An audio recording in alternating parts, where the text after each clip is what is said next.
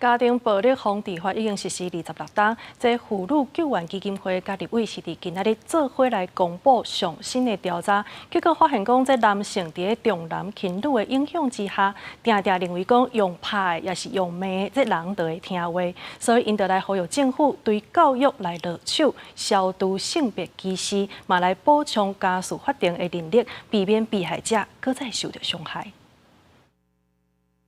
破除性别歧视，提升权控认知。民进党立委范云甲妇女救援基金会共同召开记者会，呼吁政府爱加强宣传权力控制认知意识，甲平权亲密关系。因为家庭暴力防治法实施26周年，也是有不少人认为家庭暴力的事件是假来事，甘愿选择厝内见笑台，卖出去讲。亲密关系暴力也会被简化成就是夫妻打架。 那我们对人身安全的侵害哦，那如果只认识到这，那其实就是一种倒退哦。妇女救援基金会上新的调查发现讲，有7成八民众捌听过亲密关系权力控制的认知，接看到的权力控制的行为，包括要求对方报告所有的行程甲内容，用扇喙皮或者是暴力等等的方式要求对方来听话。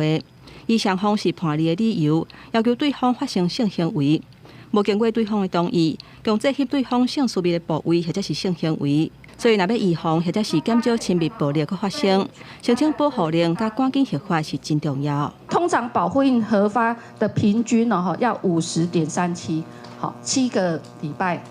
长达7个礼拜之久，哈，那为什么会那么久？哈，那其实大家知道，那个司法能力相当的不足。单就受暴妇女去这个申请社会救助相关的认定标准，我们也会同意跟民团一样采从宽、放宽这样子的一个认定标准。妇女团体强调讲，若要减少发生亲密关系暴力，就要为破除性别歧视开始，嘛呼吁政府下部门合作。 赶紧把家事法定的人力保护到家，家属保护令合法的时间，尤其是性影像相关的保护令，来降低受害者持续受到权力控制。记者综合报道。